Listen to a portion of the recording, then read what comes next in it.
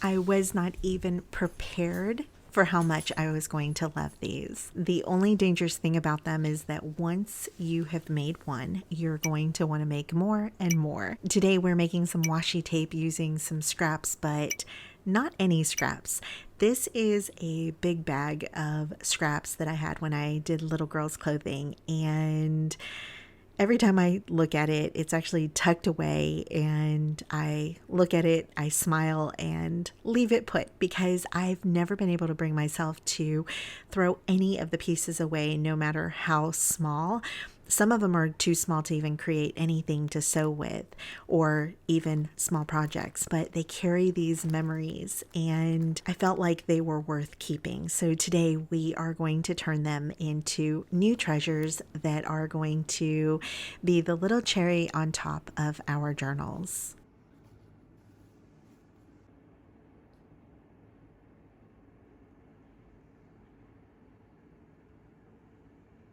We're going to start by taking some of the fabrics out and giving them a quick press. This is definitely not my strong point. I am not a very good ironer, if that's a word. And I think this is an important step because it takes out the wrinkles in your fabric, but I think that it would look pretty if it was all wrinkly and tattered and it looks old and loved.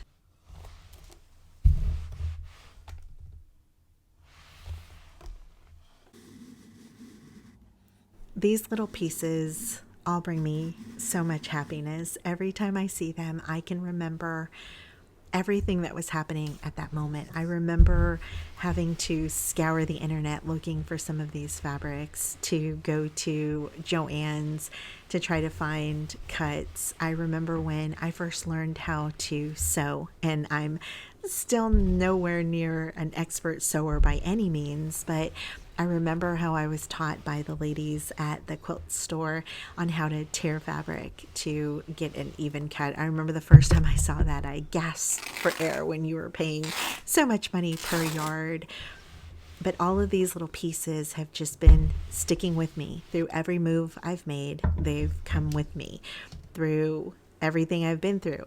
They are still there sitting with me. And I have to be honest, they're sitting in a corner and I think about them every once in a while, but there hasn't been really anything to use them for because a lot of them are very small, and this is actually the perfect project for that.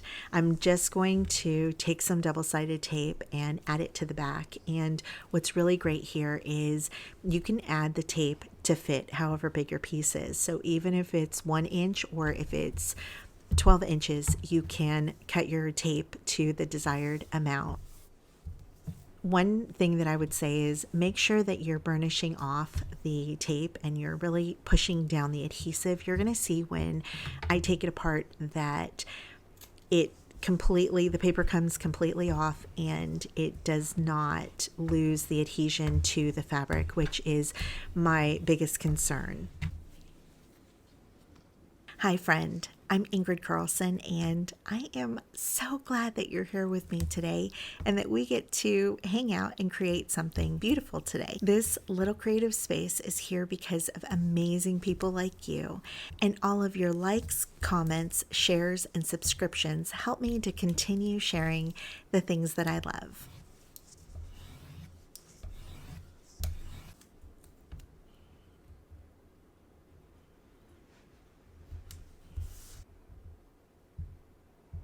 As I came across these scraps, it made me think about how often we feel that way too, that maybe life has let us down. Maybe we're a little tattered around the edges, hurt, overlooked, rejected, or maybe we've made mistakes that we'd rather forget. Sometimes the world has a way of making us feel disposable and not good. But God doesn't see us that way. God sees us as his children. Where others see flaws, God sees someone that he loves. And while others see something that's not worth keeping, God sees someone that's worth dying for. I'm so grateful that God's love isn't based on how polished we are, how successful we are, how perfect we appear to be. Because if that were the case, I don't think any of us would qualify. I know we wouldn't. But instead, he loves us as his children, frayed edges and all. And I want you to know that if you've been hurt by someone before, whether it's a religious organization or just someone in general, I want you to know that this is a safe space and that you are welcome and that you're loved. Sometimes I get asked why I have Bible verses in my videos, and this is the exact reason. Is not because I want to ostracize anyone or I want to infringe on anyone's beliefs, but instead I want to share the love that I have found with you. One of the things that I found very helpful was to cut the edge of the fabric with the tape so that it would give you a seamless edge and you wouldn't have any sticky residue. The other thing is, as you can see here, I'm using a knit fabric, which if you know anything about knit, it's going to stretch. So what I like to do is to put down my double-sided tape and then with my other hand, just stretch out the fabric just slightly. You don't want to stretch it too much because then it will shrink on you and it will actually ruffle a little bit. But you want to do this so that it straightens it out, because as you can see, when knit is cut, it tends to want to warp a little and round the edges out. Something else that I like to keep on hand is a pair of scissors that are meant for cutting tape. I don't know that these are necessarily a lot better than my regular scissors for cutting tape, meaning that it doesn't stick at all. But what I do like about it is that I keep them only for that, and that way I don't have to gum up my regular scissors. It's funny how just a few pieces of fabric turned into so many strips of the washi, and I think these would also be really great to give away either in Happy Mail or to friends. Also, you can use them in other ways other than just junk journaling. You can use them on gifts. You can make a DIY card. Make sure that you're staying tuned to the end of the video where I decorate using the washi tapes. But one thing that I did not show in my decorating process that I think would be really beautiful to do is to either cover a page with the fabric tape or even make designs. You can do stripes or you can do a gingham pattern, and you can use different, like multiple colors, or you can keep it monochromatic and just use one color. I think that that would look so beautiful.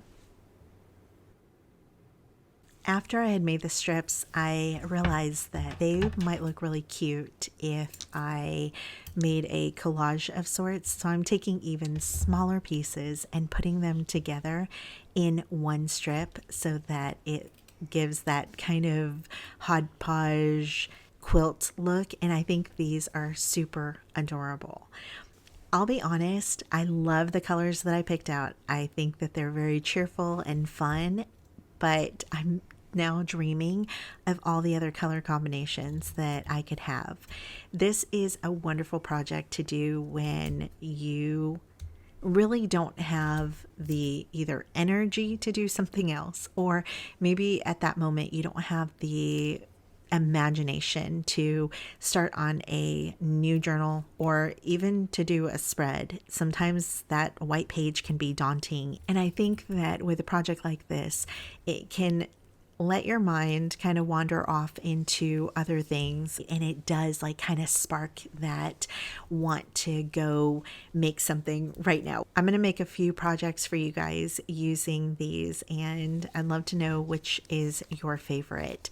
And what I would say here when you are creating with them, if you've created some and you have them in your pile of scraps to use up, and you're wondering how you would use them, the way that I look at fabric washi is it's kind of like the little embellishment piece. Like I said earlier, it's the cherry on top. It's the piece that you weren't expecting, because we are introducing something new to a page instead of just paper.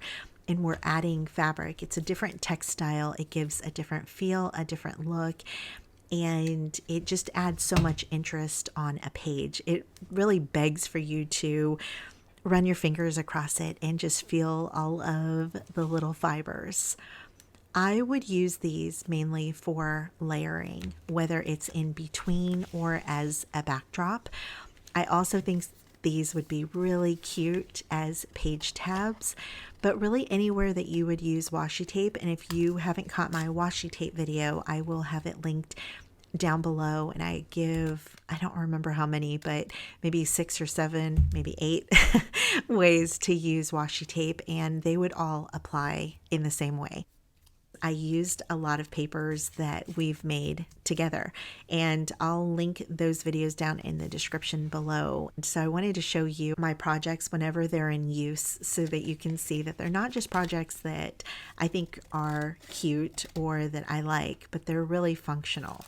And I also even added this little boy on here that is covered in some wax, and I love him. He has an infectious smile anyways, and then add the wax on top, which gives that just yummy feel to the page, and it's definitely one of my favorite pages. I love the translucency of the page or the paper that he's on and how it peeks through the end of this journal. And I have to say that this journal is starting to be one of my favorites with all of the little bits and even the tab that I added. It just has so much interest and it really makes me want to pick it up and create in it. And we've made that one together. So I thank you for your inspiration for helping me create it.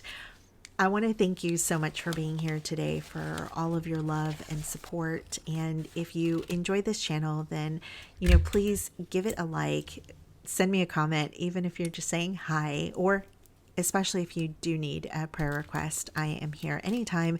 But I want you to remember today that you are loved no matter what your past was, no matter what today was, you are loved unconditionally. And I want you to remember that you are important and your voice needs to be heard. Your art needs to be made. I thank you so much for being here again. And until next time, love you. Bye.